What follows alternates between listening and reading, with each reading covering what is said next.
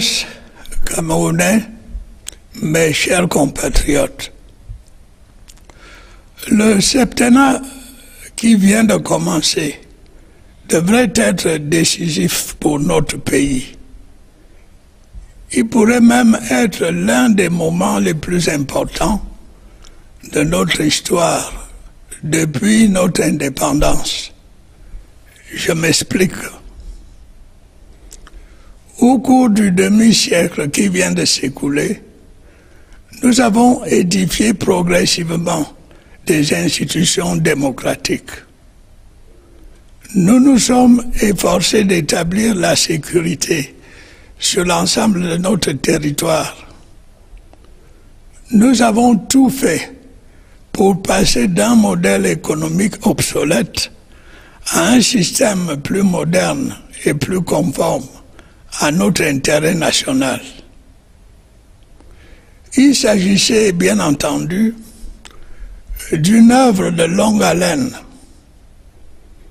Certains objectifs, comme l'établissement de la démocratie, ont été atteints.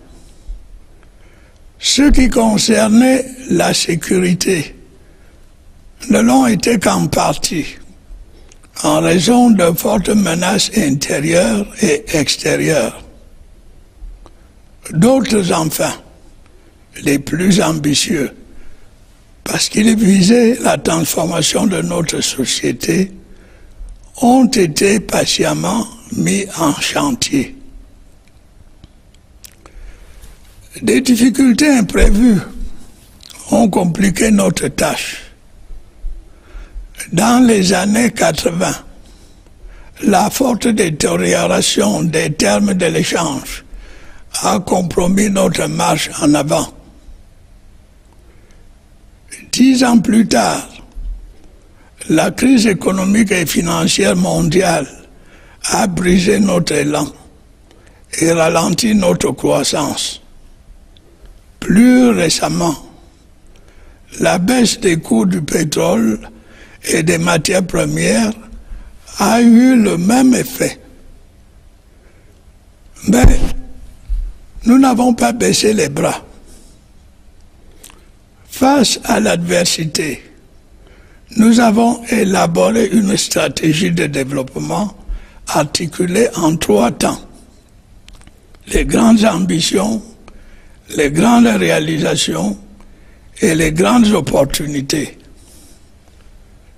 Cette dernière étape, nous l'espérons, devrait nous conduire au seuil de l'émergence. Il n'est peut-être pas inutile de préciser ce que nous voulons dire par émergence.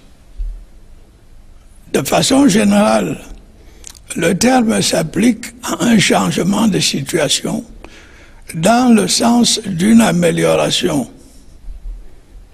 Dans son acception courante, il signifie le passage de l'état de sous-développement à celui de pays développés. C'est bien ainsi que nous l'entendons. Et c'est pourquoi j'ai demandé qu'il soit érigé en cause nationale.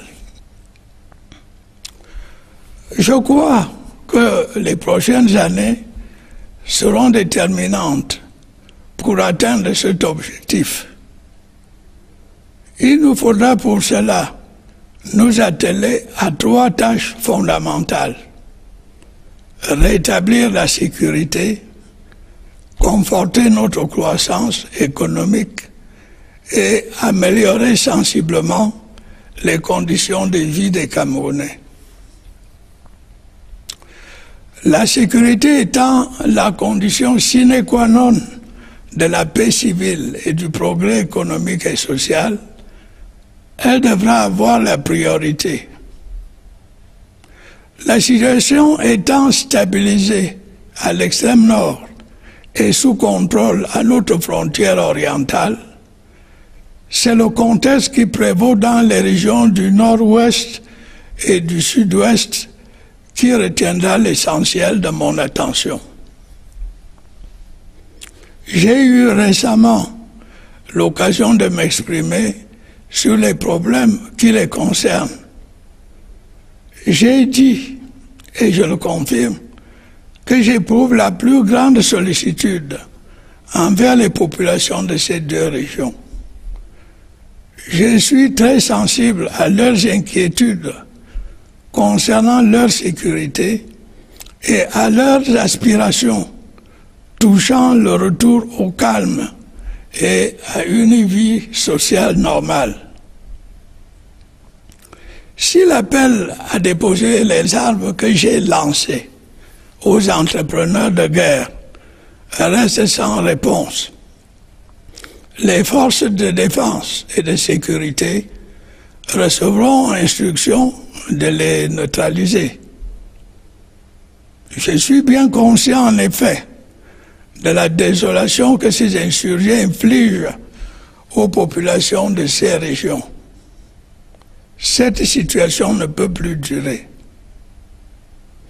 Dans un esprit de concorde nationale, j'ai décidé, pour éviter le recours à des mesures extrêmes, de créer un comité national de désarmement, de démobilisation et de réintégration.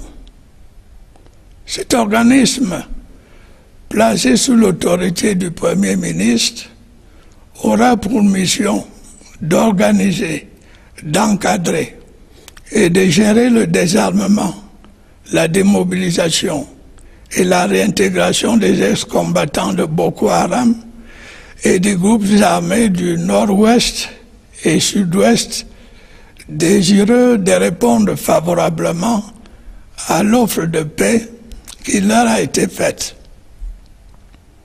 Cette initiative, je le souligne, offre une porte de sortie honorable à ces ex-combattants, ainsi qu'une perspective de réinsertion sociale. Elle devrait permettre le retour au calme et à une vie normale.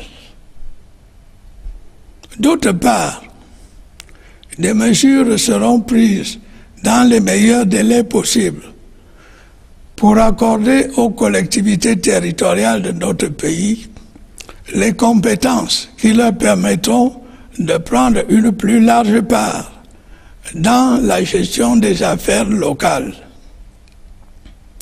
Parallèlement, la promotion du bilinguisme et du multiculturalisme sera accélérée. Par ailleurs, j'entends poursuivre le dialogue engagé avec les personnes de bonne volonté pour un retour définitif à la paix. Paradoxalement, les événements malheureux qui touchent la vie sociale depuis de longs mois au nord-ouest et au sud-ouest ont eu un effet qui pourrait surprendre plus d'un d'entre nous. Les populations de ces deux régions auront pu constater la sincérité des intentions des autorités en ce qui concerne la délégation de nouveaux pouvoirs aux collectivités territoriales et la solidarité du reste de la nation à leur égard. Mon souhait est qu'au bout du compte, l'unité nationale en sorte renforcée. Il sera indispensable aussi de conforter le taux de croissance de notre économie. J'ai évoqué plus haut les raisons externes qui ont provoqué son fléchissement. Grâce aux mesures que nous avons prises, l'économie se redresse peu à peu. Mais il nous faudra faire davantage pour rester sur la trajectoire de l'émergence. Sans entrer dans le détail de nos projets, car je me suis récemment exprimé sur le sujet, je me bornerai à rappeler que nous devons accorder une de nos priorités à la modernisation de notre agriculture, en relevant ses objectifs de production et de diversification, et en mettant à sa disposition les moyens techniques nécessaires. Les grandes lignes de cette révolution agricole avaient été définies au comice de Bolva et demeurent encore pertinentes. Il en va de même de notre grand projet d'industrialisation, selon les orientations de notre plan directeur. Il conviendra de l'appliquer en priorité à la transformation de nos matières premières agricoles afin de gagner en valeur ajoutée et de réduire nos importations de biens et services.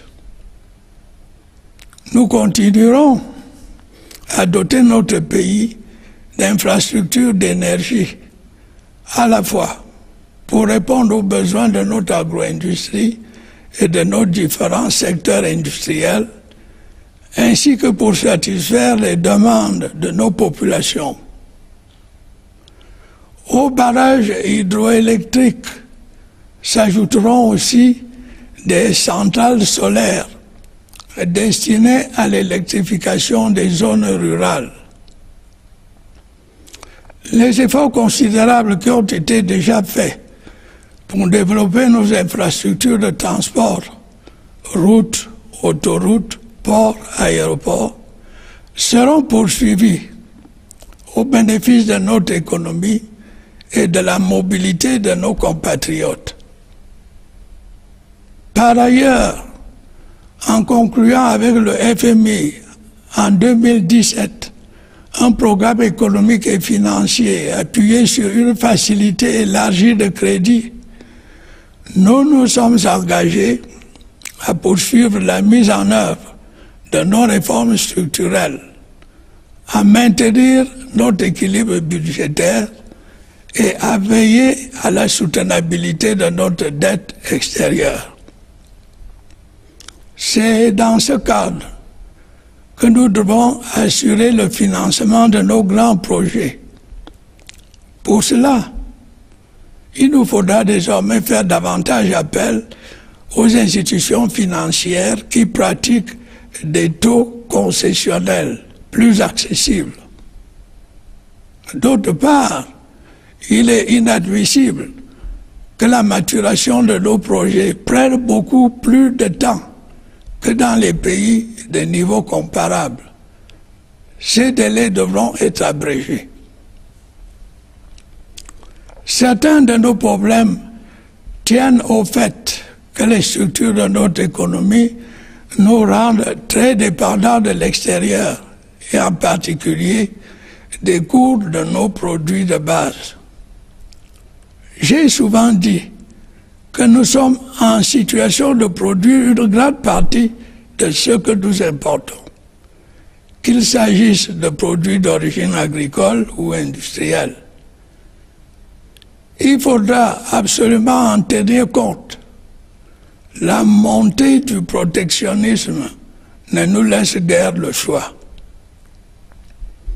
Dans le même ordre d'idées, il est indispensable que nous fassions davantage pour intégrer les progrès du numérique dans le fonctionnement de nos services publics et de notre économie.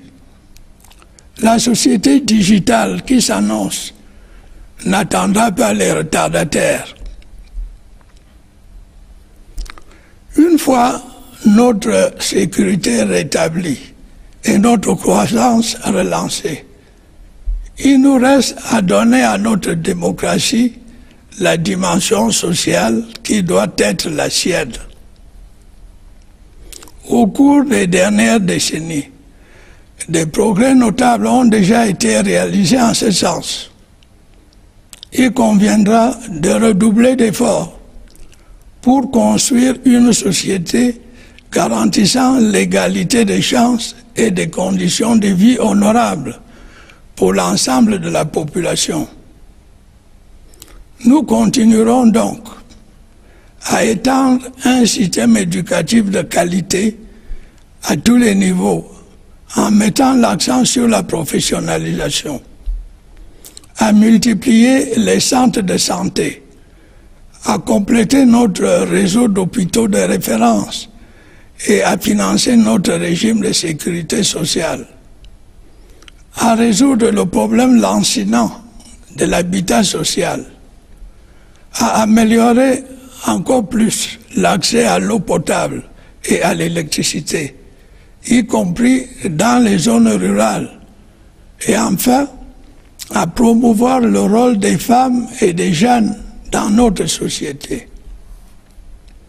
De cette façon, nous finirons par faire reculer la pauvreté, source de diverses exclusions qui sont encore présentes dans notre pays. Un problème qui me tient particulièrement à cœur reste à résoudre. Et je veux parler du chômage, et en particulier de celui des jeunes. Bien entendu, les services de l'État qui sont chargés de trouver des réponses feront ce qu'ils doivent faire. Mais il faut être conscient que ce fléau social qui touche la plupart des pays de la planète est étroitement lié au niveau d'activité économique, autrement dit, à la croissance. C'est pourquoi nous ferons tout notre possible pour encourager et stimuler le retour de la croissance que nous connaissons actuellement. Camerounaises, Camerounais, mes chers compatriotes, voilà donc le triple défi auquel nous sommes confrontés. Si nous restons unis, solidaires et engagés, je ne doute pas que nous puissions le relever. Comme vous le savez, notre pays était engagé à accueillir le grand rendez-vous du football africain en 2019. La Confédération africaine de football, au regard de certaines données, a pensé qu'il fallait procéder à un glissement de date. Nous en avons pris acte. Comme je l'ai déjà dit, tous les investissements liés à l'organisation de la CAN seront réalisés.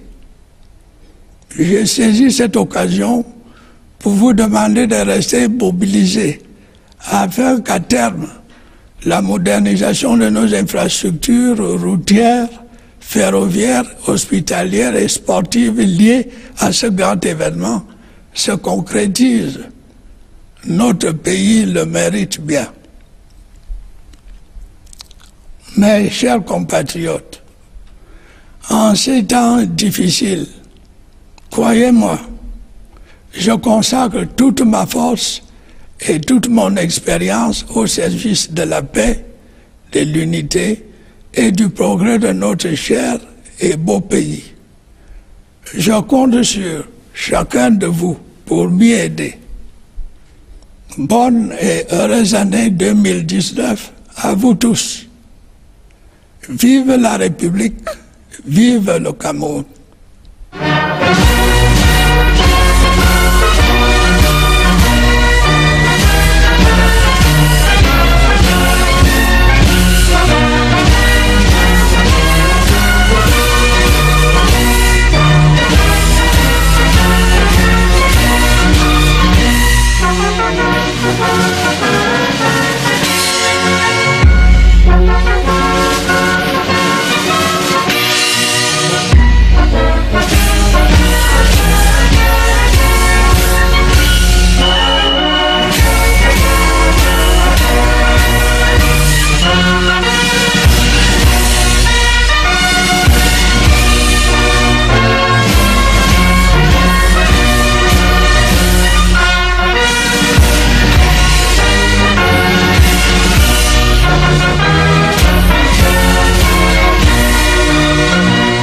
Camerounaises, Camerounais, mes chers compatriotes. Fellow Cameroonians, my dear compatriots, the 7-year term that has just begun should be decisive for our country. It could even be one of the most defining moments of our post-independence history. Let me explain. During the past half-century that has just ended, we progressively established democratic institutions. We strove to maintain security throughout our territory. We made every effort to switch from an obsolete economic model to a more modern system that is more consistent with our national interest. Of course, this was a long haul.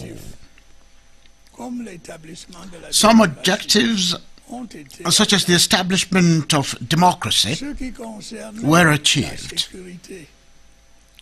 Those related to security were only partly achieved due to serious internal and external threats. Lastly, others, the most ambitious, which aimed to transform our society, were implemented patiently. Unforeseen difficulties compounded our task. In the 1980s, the sharp deterioration of terms of trade jeopardized our progress. 10 years later, the global economic and financial crisis put a stop to our momentum and slowed down our growth. More recently, falling oil and commodity prices had the same impact. However, we did not give up. In the face of adversity, we designed a three-phase development strategy: greater achievements, major accomplishments, and great opportunities. We hope that this last phase will steer us to the threshold of emergence. It is perhaps not futile to clarify what we mean by emergence. Generally, the term refers to an improvement in a situation. As commonly understood, it means the transition from an underdeveloped to a developed country. This is our meaning of the term, and that is why I instructed that it should be considered as a national cause. I believe that the coming years will be decisive regarding the achievement of this objective. To that end, we will have to get down to three key tasks, namely, restore security, enhance our economic growth, and significantly improve the living conditions of Cameroonians. Considering that security is a sine qua non for civil peace and economic and social progress, it should be prioritized. Given that the situation in the far north has been stabilized and on our eastern border brought under control, I will focus on the situation in the northwest and southwest regions. Recently, I had the opportunity to express myself regarding the issues concerning them. I stated and I reaffirm my deepest concern for the populations of these two regions. I'm very sensitive to their worries about their safety and their aspirations for a return to calm and normal social life. If my appeal to warmongers to lay down their weapons remains unheeded, the defense and security forces will be instructed to neutralize them.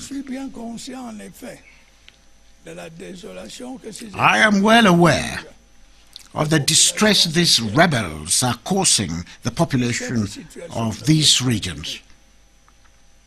This situation cannot be allowed to continue. In a spirit of national harmony, I decided to set up a national disarmament, demobilization, and reintegration committee to avoid the use of extreme measures. The duties of this body, which is under the authority of the Prime Minister, are to organize, supervise, and manage the disarmament, demobilization, and reintegration of ex-combatants of Boko Haram and armed groups in the northwest and southwest regions, willing to respond favorably to the hand of peace extended to them. I wish to emphasize that this initiative provides a dignified way out for ex-combatants and prospects for social reintegration, and should pave the way for a return to calm and normalcy. On the other hand, measures will be taken as soon as possible to give the local communities of our country the powers that would enable them to play a greater role in the management of local affairs. At the same time, the promotion of bilingualism and multiculturalism will be fast-tracked. Furthermore, I intend to continue the dialogue initiated with people of goodwill to bring about lasting peace. Paradoxically, one of the effects of the unfortunate events that have been affecting social life in the northwest and southwest regions for months now may surprise many of us. The populations of these two regions have noticed the sincerity of the intentions of authorities concerning the new powers delegated to local communities and the solidarity of the rest of the nation towards them. My wish is that eventually national unity will be strengthened.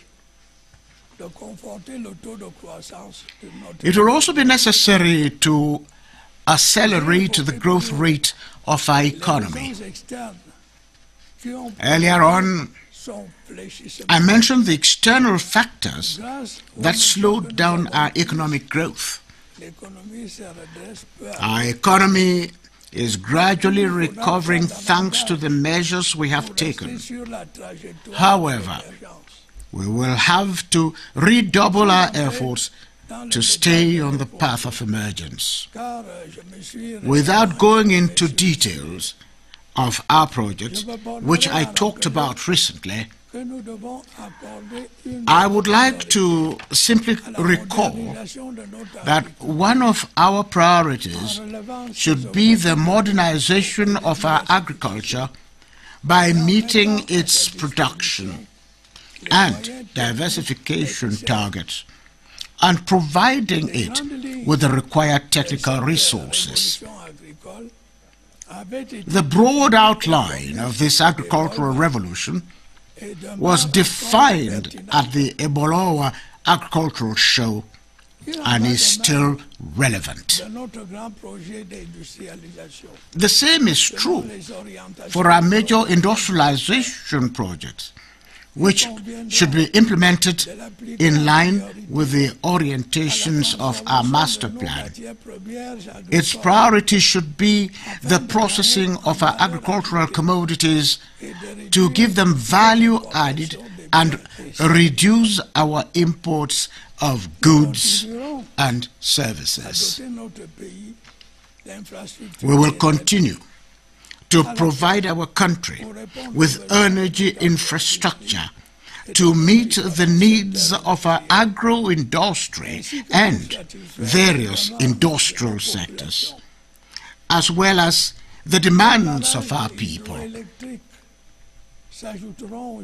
In addition to hydroelectric dams, solar energy plants will be constructed for rural electrification.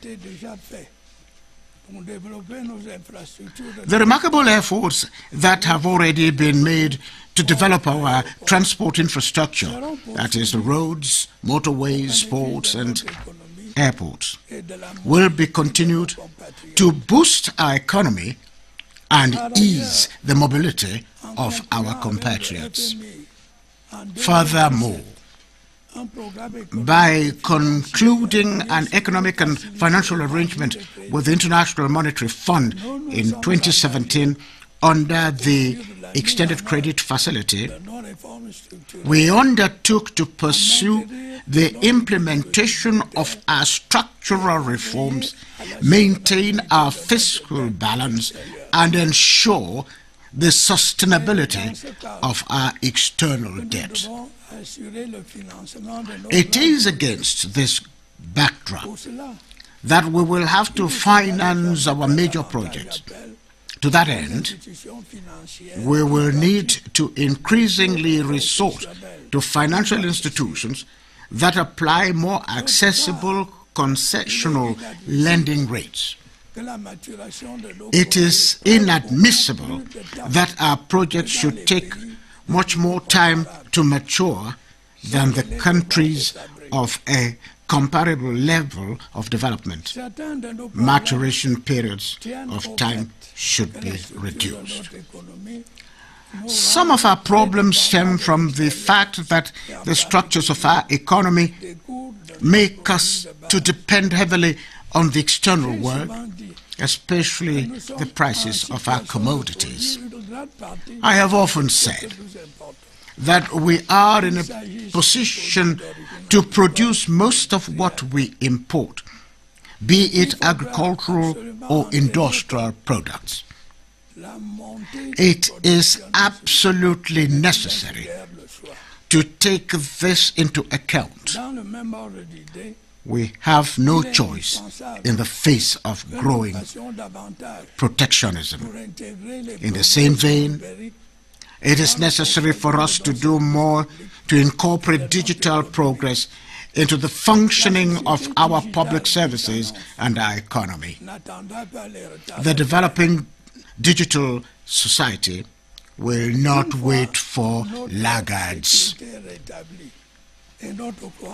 Once our security is restored and our growth revived, we have to give our democracy the social dimension it deserves. Significant progress has already been made in that connection over the past decades.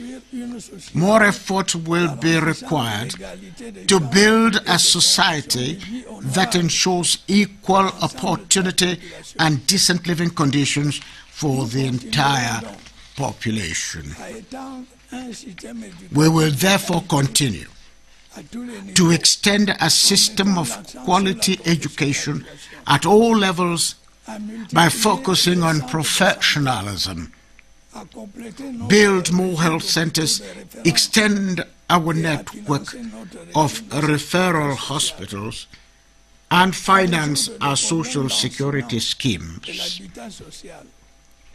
solve the nagging problem of low-costing housing, further improve access to drinking water and electricity, including in rural areas, and lastly, promote the role of women and youth in our society. In so doing, we will eventually roll back poverty, which is the source of the diverse exclusions still existing in our country. A problem of particular concern to me is still to be addressed. I am referring to unemployment, especially among youth. Naturally, the government services responsible for addressing the issue will do what is expected of them. However, it should be acknowledged that this social ill, which is affecting most countries on the planet, is clearly linked to the level of economic activity, in other words, growth. That is why we will do all we can to encourage and boost the growth rebound we are currently experiencing. Fellow Cameroonians, my dear compatriots, that is the triple challenge we are facing. I have no doubt that we will overcome it if we remain united, supportive and committed. As you know, and you are aware, our country was poised to host the Great African Football Jamboree in 2019. Based on certain information, the African Football Confederation decided that the date should be shifted. We have taken note of the decision. As I have already said, all investments relating to the organization of AFCON will be carried out. I avail myself of this opportunity to urge you to remain mobilized to ensure the eventual construction of our road, railway, hospital and sports infrastructure for this major event. Our country deserves it indeed. My dear compatriots, believe me, in these difficult moments, I am devoting all my energy and all my experience to ensuring peace, unity, and progress in our beloved and beautiful country. I count on each and every one of you to help me in this endeavor. I wish you all a happy and prosperous New Year 2019. Long live the Republic. Long live Cameroon. Vive le Cameroun.